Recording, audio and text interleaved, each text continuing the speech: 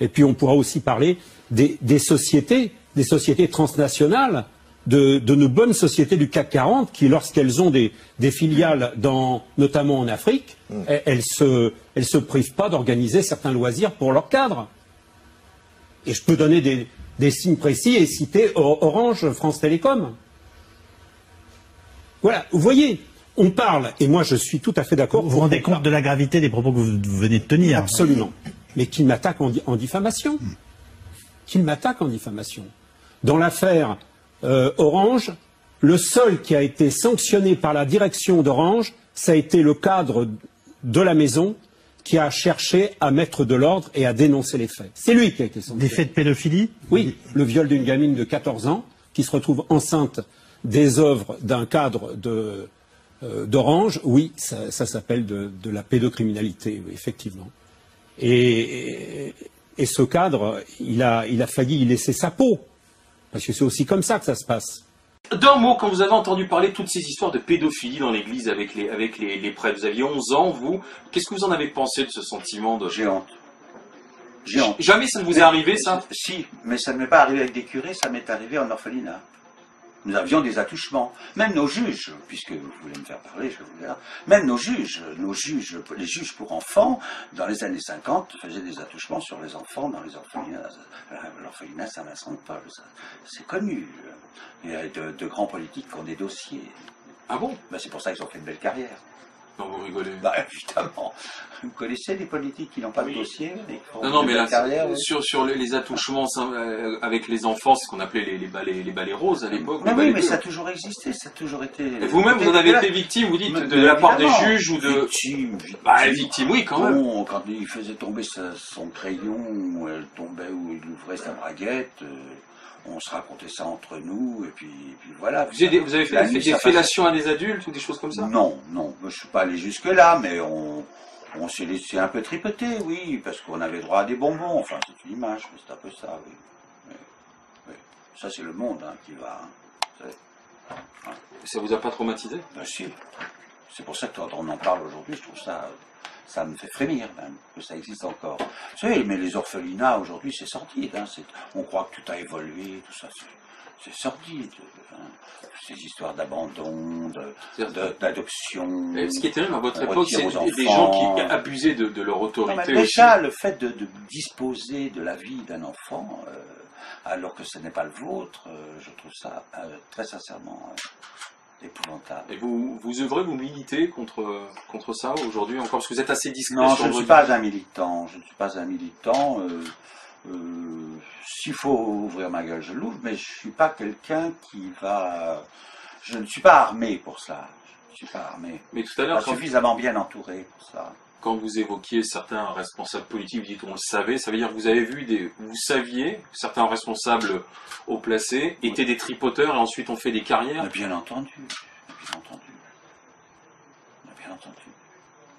J'ose pas vous demander de nom. Ah ben non, ça je ne vais pas le faire. Mais qui sont devenus des personnalités haut placées. Mais le monde politique et le monde de la justice français en est plein. Quand on a le pouvoir, on a l'impression, ceux qui vous écoutent vont vous dire le divague, Hervé Villard. Mais bien entendu, mais quand on possède le pouvoir, vous savez, une fois qu'on l'a en main, il y a des gens qui ne savent plus quoi en faire de leur pouvoir. Donc ils dérivent, ils font des dérives. C'était valable dans les années 50, et aujourd'hui, il y a dans certains orphelinats de France et dans certaines pensions, où on appelle ça des maisons d'éducation surveillée, qu'a voulu très bien l'actuel gouvernement veut essayer d'instaurer tout ça. Moi, je ne crois pas que ça changera les choses. Parce qu'il y a encore 10 ans, il existait une morale. Comme tout est parti à volo, on en arrive aujourd'hui à ce qu'on prostitue des gamines de 3, 4, 5, 6 ans. Une région du monde qui permet ce genre de choses est condamnée à mort tôt ou tard. Et ça aussi, il faudra bien l'arrêter. Et ne croyez pas que je sois axé principalement là-dessus, mais je trouve que c'est une des choses les plus dégueulasses. Monsieur Jack Lang, qui prétendait être candidat à la présidence de la République, que l'on m'arrête à la sortie, si ce que je dis n'est pas vrai, a été compromis dans l'affaire des lieux de vie, et dans un lieu de vie tenu par des socialistes qui s'appelait le Choral. Et là, des gamins étaient prostitués à des gens comme Jacques Lang, et un gosse a été trouvé mort, sodomisé, la tête dans un seau de merde, que l'on m'arrête à la sortie si ça n'est pas vrai. Alors je veux bien que demain, on se batte dans une armée pour défendre l'Europe. Je veux bien demain tout ce qu'on veut. Je veux bien, même devant vous, à 70 berges, être devant, donner l'exemple et tomber.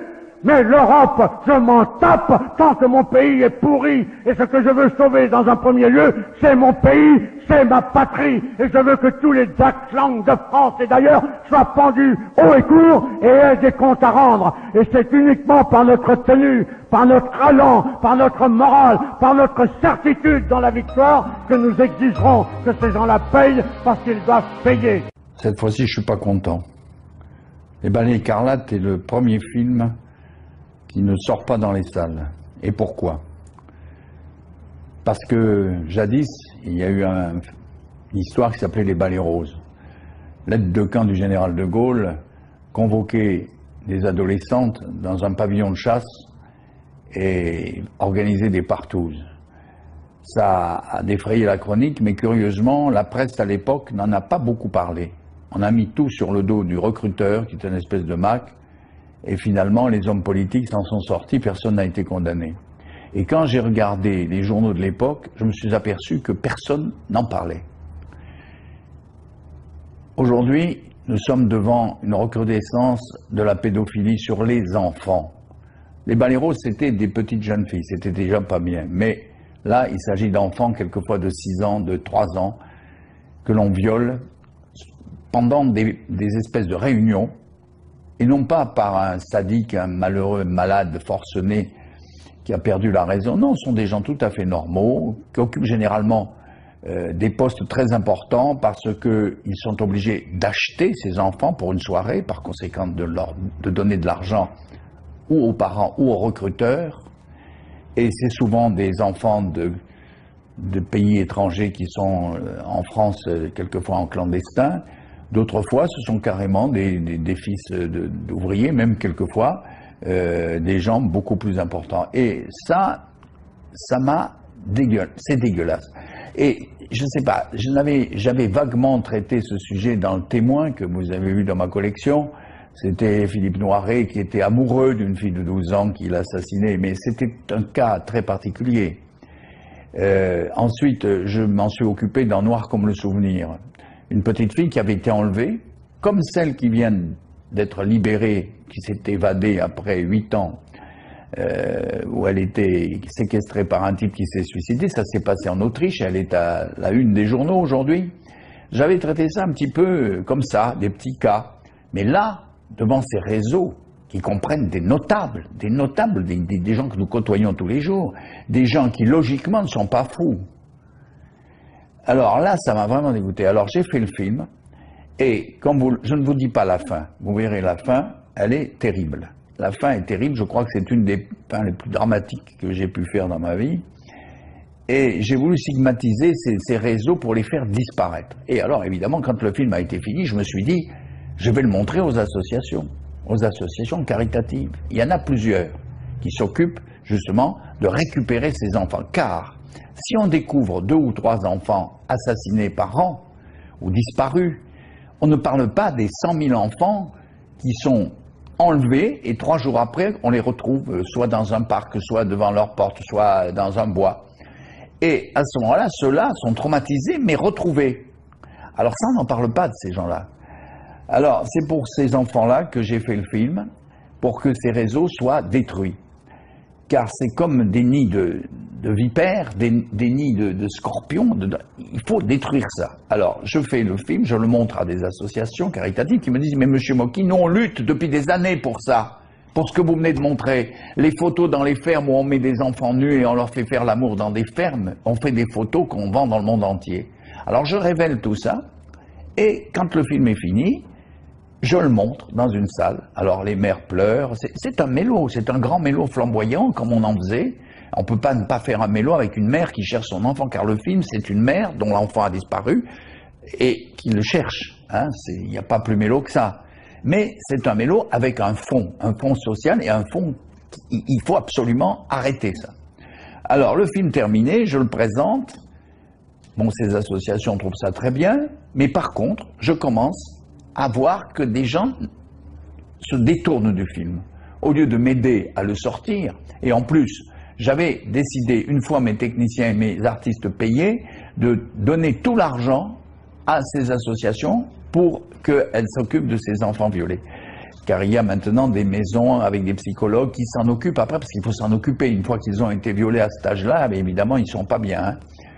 Et voilà que depuis, le film est terminé depuis 2004, on est en 2006, et voilà que je n'arrive pas ni à le sortir dans des salles, à part la mienne, et je n'arrive pas à en faire parler dans la presse. J'ai récemment présenté le film dans une ville de province que je ne citerai pas. Des journalistes étaient présents, il y avait du monde, le film a été applaudi. On m'a dit, mais monsieur Mocky, mais ce film est tout à fait normal, parce que moi j'ai pensé à un moment qu'il était mauvais le film, puisque tout le monde le refusait. J'ai dit, tiens, peut-être que j'ai fait une connerie, que le film n'est pas bon. Or, je l'ai présenté à un public qui, lui, a considéré ce film comme un film normal, comme un autre film qu'il voit tous les jours, etc. Alors, aujourd'hui, je suis en colère contre tout le monde, car si on empêche ce film de sortir, on rejoint le film de Stanley Kubrick, Les Sentiers de la Gloire, qui est resté 30 ans interdit parce qu'il racontait l'histoire des soldats français que d'autres soldats français fusillaient parce qu'ils ne voulaient pas aller tuer des gens. Il est resté 30 ans interdit. Je ne vous parle pas de tous les films qui n'ont jamais pu se faire, puisque déjà au départ, ils étaient censurés même avant d'être faits, donc ils n'ont pas trouvé l'argent pour le faire. Alors mon film est un exemple, et ici, aujourd'hui, grâce, faut le dire, à Jérôme Sédou, qui dirige cette collection qui m'est consacrée, il a eu le courage de sortir le film que vous allez voir là. On va faire un jeu. Olivier, on va commencer par toi, on va faire un tour de table. Si tu es président de la République, quelle est ta première mesure? On est sérieux ou pas? Oui. Alors si c'est sérieux, on s'occupe, on fait beaucoup plus attention à tous les enfants maltraités, au réseau de pédophilie et tout ça. On lutte vraiment contre ça, on donne le pognon pour lutter contre ça. Parce qu'on touche à tout sauf aux enfants, voilà, c'est tout. Voilà, c'est là. Moi, je trouve que c'est une honte quand on se branle là en ce moment sur des tas de problèmes, et puis les enfants, ils continuent à avoir des tas d'affaires d'inceste, de viol d'enfants, et tout le monde s'en tape. Voilà. Non, je crois pas que tout le monde s'en tape, hein, Olivier. Non, mais si. Là, on est en train de se pignoler. On est en train de se pignoler sur des tas de problèmes, le mariage gay, tout ça. Moi, j'ai des copains homos, j'en ai plein qui me disent on s'en fout du mariage. C'est possible d'avoir des copains homos? Mais j'en ai plein, moi. Tu sais, les homos, ils m'adorent, moi. Et non, mais c'est pas le problème, c'est que les homos, ils s'en tapent eux-mêmes. Ils disent pourvu qu'on soit heureux, on entend que ça, quoi. Il y a quand même des problèmes plus graves, quoi. Beaucoup plus graves.